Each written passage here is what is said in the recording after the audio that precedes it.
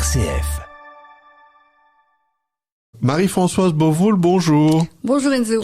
Alors Marie-Françoise, quand on vous a confié la mission de l'animation, de la responsabilité, je sais pas comment on dit, de diaconia, Oui. Une des premières choses que vous aviez pu faire, c'est de vous rendre compte qu'il se passe plein de choses en fait à Bruxelles dans le domaine du service de l'entraide. C'est sûr. Donc l'Église de Bruxelles est extrêmement riche en projets de solidarité. Maintenant, il y a aussi beaucoup de défis. D'une part, les équipes sont quand même âgées. Il y a quand même aussi un problème au niveau du renouvellement des équipes. Il y a un problème au niveau de la formation des personnes, de la formation continuée. Et alors, plus fondamentalement, il y a vraiment, je pense, un problème, ou en tout cas une réconciliation à opérer entre la vie pastorale dans son ensemble, les équipes de catéchèse, de liturgie, enfin tout ce qui tourne autour vraiment de la communauté chrétienne célébrante, et aussi les projets de solidarité qui sont issus des communautés et qui se sont quand même à certains endroits drôlement distanciés, comme si l'un et l'autre étaient des choses séparées qui fonctionnaient sur des chemins parallèles. Et donc là vraiment il y a œuvre de réconciliation à faire pour que les deux parties puissent se nourrir l'un l'autre. Sans parler du fait que, évidemment, dans le domaine de l'entraide, parfois les horizons sont très larges. Les communautés chrétiennes peuvent regarder bien au-delà de nos frontières, parfois. Ah oui, bien sûr. Il y a la diaconie ici, il y a la fraternité de par le monde. Souvenez-vous simplement de ce qui s'est passé en Turquie et en Syrie il y a moins d'un mois. Et donc là, oui, c'est les paroisses, mais là il y a des structures plus macro, comme Caritas Internationalis, qui a vraiment, et ça c'est quand même absolument prodigieux au niveau de l'Église catholique, c'est une confédération internationale d'organisations catholiques qui sont vraiment tout de suite sur le terrain et qui activent leur réseau et qui aident les personnes en situation vraiment de détresse. Quand j'avais eu l'occasion de rencontrer la générale de l'armée du salut, parce que c'est une gradée, chez eux, ils ont ce concept qu'on est les deux. On est à la fois quelqu'un qui participe à la vie de la communauté et en même temps quelqu'un qui participe à l'entraide. Dans nos communautés, c'est pas toujours le cas. C'est-à-dire que c'est vrai, et je pense que c'est dû quelque part à l'histoire. Dans les siècles qui ont précédé, l'Église a beaucoup sous-traité comme ça la charité à des congrégations religieuses ou à des confréries. Des confréries, il y a eu des hospices, il y avait des gens pour s'en occuper, et d'un côté et puis de l'autre on priait. Et ça c'est vraiment c'est un défaut en réalité de la vie chrétienne ou de la communauté chrétienne qui est aboutie lorsqu'elle est vraiment fondée sur trois piliers: la célébration, l'annonce et le service.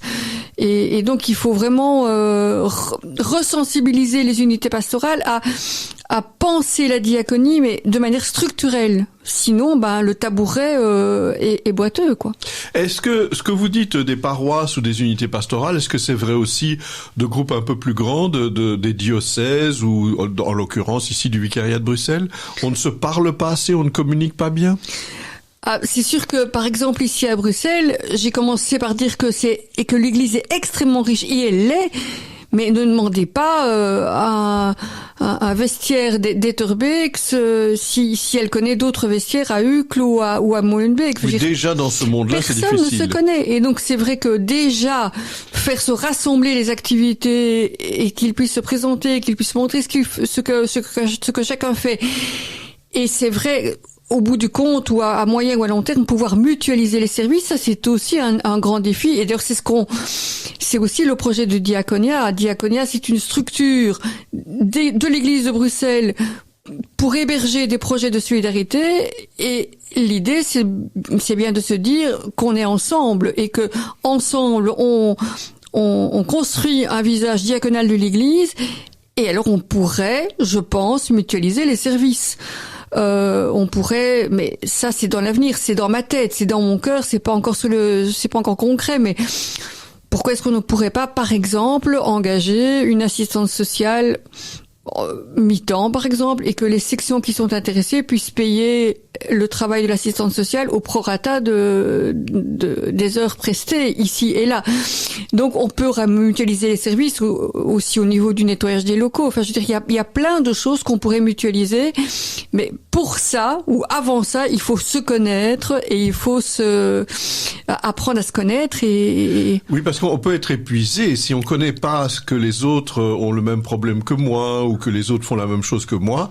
Je peux m'épuiser parce qu'évidemment peu de ces gens sont des professionnels, c'est vrai, mais en même temps, ils travaillent avec beaucoup de compétences, avec beaucoup de passion, et donc il y a une forme d'épuisement aussi dans l'isolement. Alors, il y a évidemment le danger de l'activisme, et donc c'est aussi pour ça que j'organise tous les ans, et là maintenant, on vient de vivre ça.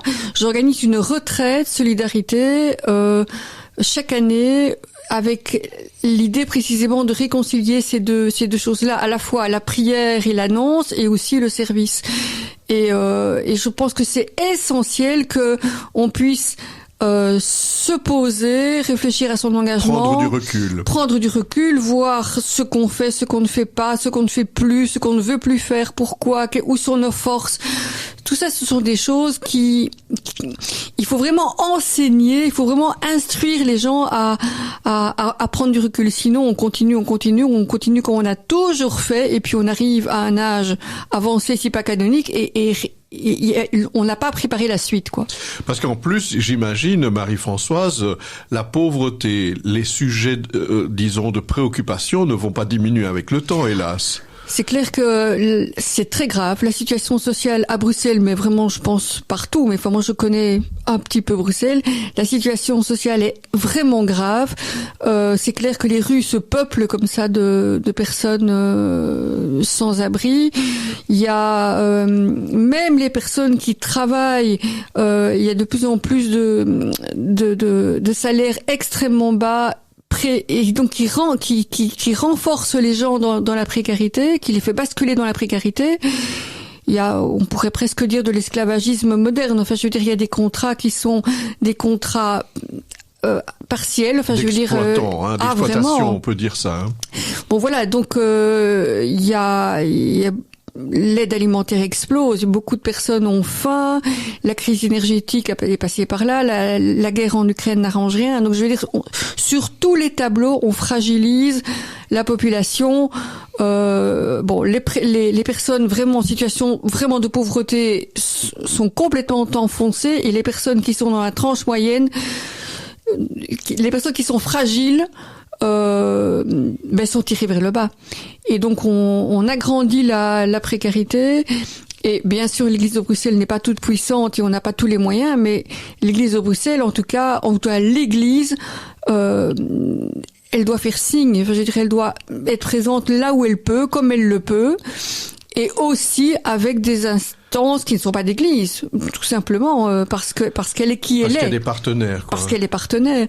Mais alors, est-ce qu'il n'y a pas un risque, justement, Marie-Françoise, que, allez, on désespère, on baisse les bras, on dise c'est tellement énorme, il y a tellement de choses à faire, les gens vivent des situations tellement difficiles, on baisse les bras et on laisse tomber et on se réfugie, entre guillemets, vous comprenez bien, dans des activités, je sais pas, dévotionnelles ou strictement spirituelles. On dit souvent qu'il y a un mystère du mal. Moi, je pense que il y a aussi un mystère du bien. Je pense que il y a, quand je vois ou quand j'entends telle personne me dire j'ai fait ça, il se passe ça. Il y a comme des centaines d'étoiles comme ça qui brillent ici et là. Et je pense que si toutes ces étoiles, si on pouvait voir toutes les étoiles qui brillaient ici et là, je pense qu'on ne dirait pas ça. Je pense que il y a vraiment moyen de. Je pense que c'est la foi qui nous maintient dans l'espérance. Et j'entends et je vois tellement de belles choses que non, il faut vraiment se dire ce que je fais, je le fais. Point.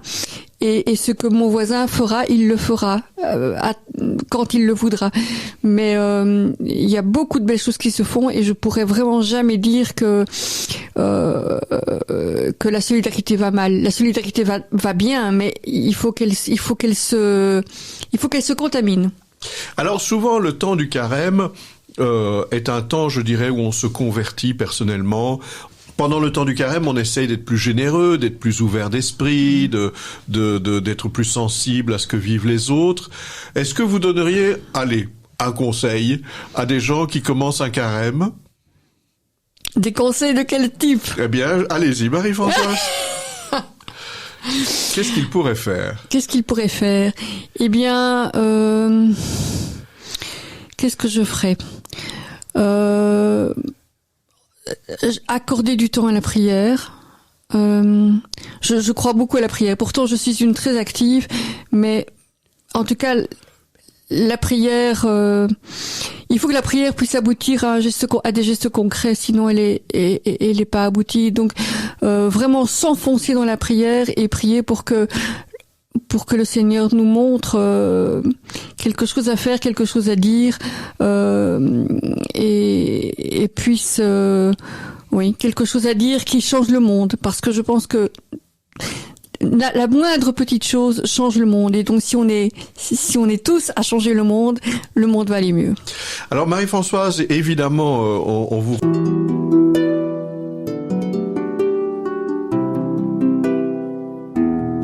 Au fil de la vie, Enzo Bordonaro. RCF est une radio de proximité. Votre radio locale vit grâce à vos dons. Soutenez votre radio. Faites un don en ligne sur rcf.be. Radio Don RCF, la joie de donner.